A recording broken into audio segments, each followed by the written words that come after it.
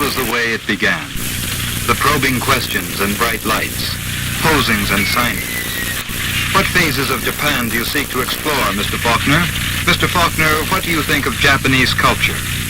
How do you like Ernest Hemingway? Mr. Faulkner, can the soul be evil? And if so, where is truth? Famed novelist William Faulkner said he hopes to deepen his understanding of Japanese culture at a press conference shortly after he arrived for a 3-week visit.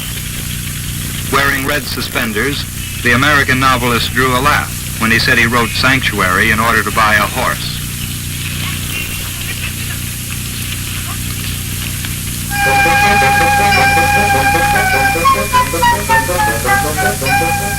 But that was in Tokyo, and he was going to Nagano, 200 miles northwest of the capital, to a seminar on American literature, where the pace would be slower, to leave time for reflection and exploration.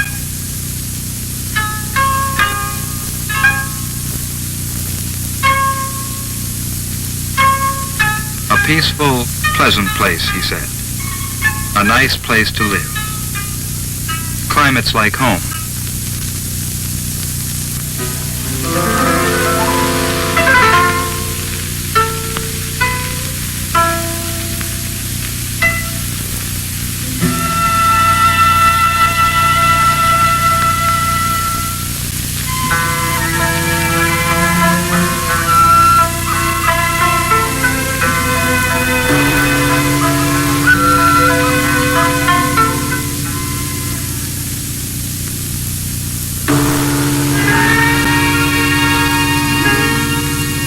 A civilization, an ancient and ordered homogeny of the human race.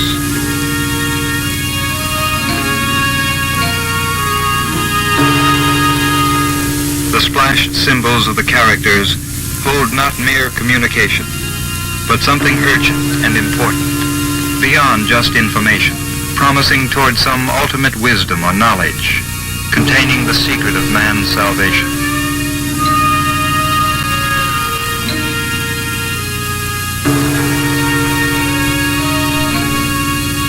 Interview with the aged abbess, and new knowledge of Buddhism and its place in Japan. All the while remembering the old woman vending beans beneath the gate for tourists to feed the pigeons with. A face worn with living and remembering, as though one life had not been long enough. Here finally is one who never read Faulkner, and neither knows nor cares why he came to Japan, nor gives a single damn what he thinks of Ernest Hemingway. Others do.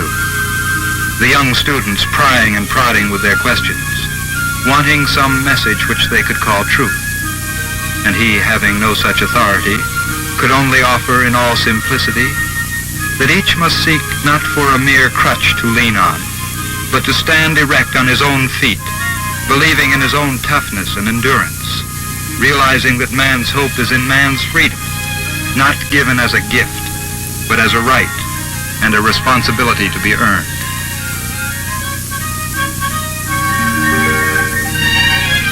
And the teachers of the young. They gather here from far places to meet the novelist and share ideas with him. And it is not long before Mr. Faulkner can say, the Japanese did not want another intellectual. What they wanted was just a human being who spoke not their same intellectual language, but who could write books which met their standards of what writing must be, yet who in trying to communicate human being to human being spoke in a mutual language much older than any intellectual tongue, because it is the simple language of humanity. What phases of Japan do you seek to explore? Humanity. Faces. The faces. Van Gogh and Manet would have loved them.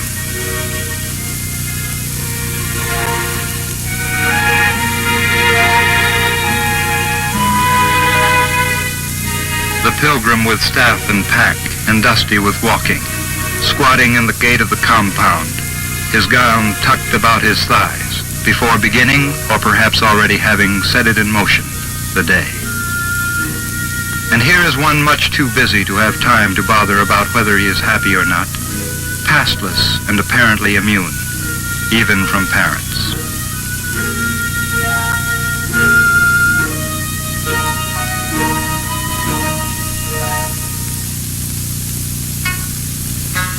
The geisha's mass of blue-black lacquered hair encloses the painted face like a helmet, too heavy for that slender throat to bear.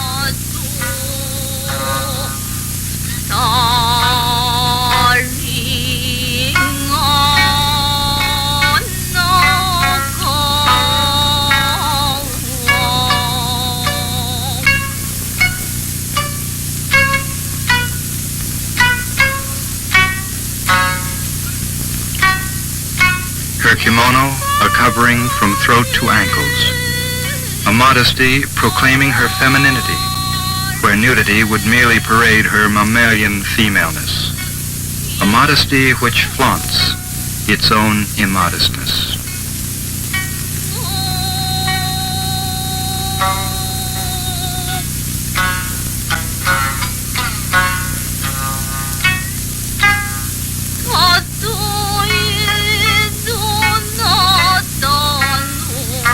The painted, fixed, expressionless face, immobile and immune.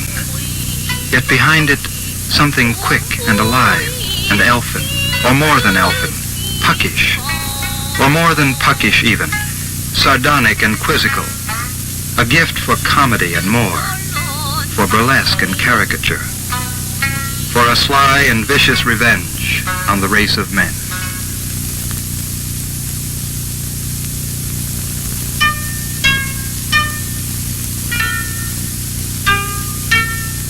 And he adds something more on women. She does not speak my language, nor I hers. Yet in 2 days, she knows my countryman's habit of waking soon after the first light.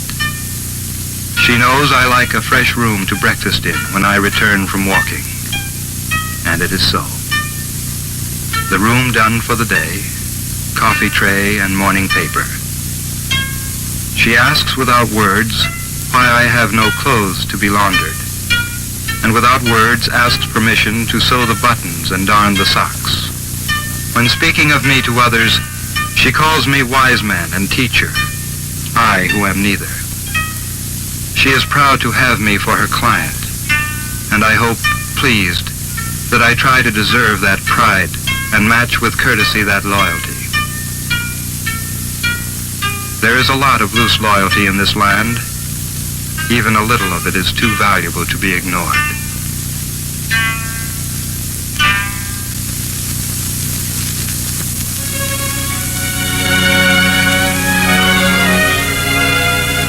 And beyond the faces and gestures, the lectures and questions, there is time to see something of the country by a man who knows a good deal of what we call country.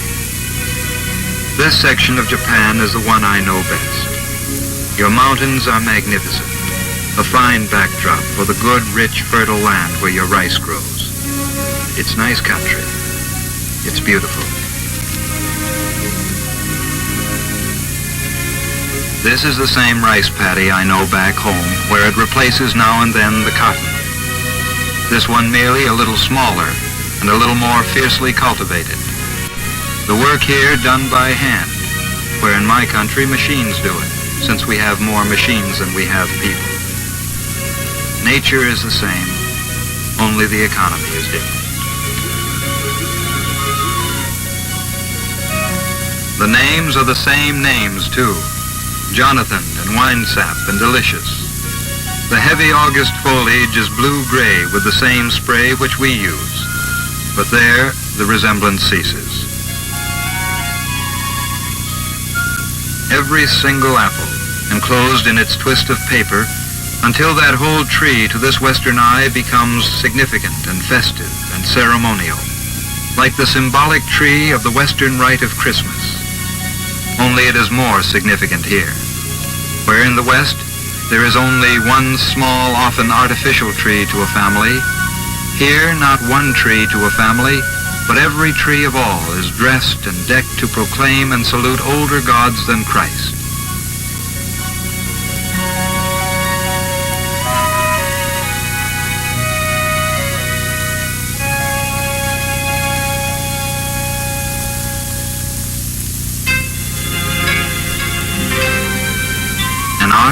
simple building of man's habitation, which our Western ancestors seem to have lost somewhere when they moved.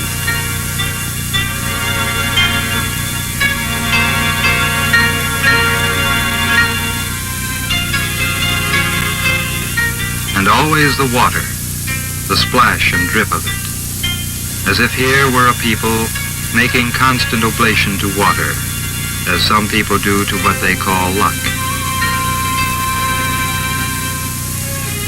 The tools they use evoke the ones Noah must have built his ark with.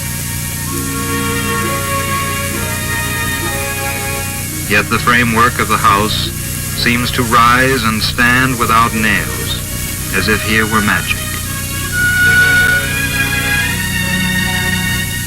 A grace and finesse carried over into an art and sport called archery.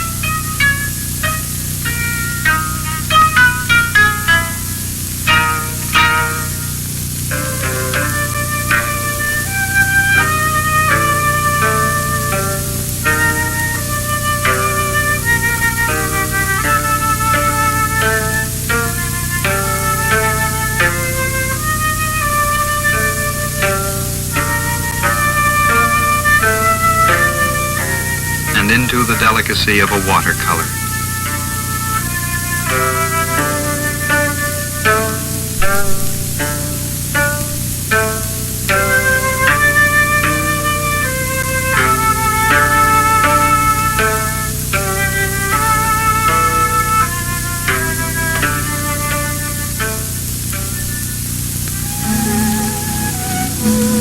Something fragile contained in the bowl of mountains, but supple and sturdy and enduring.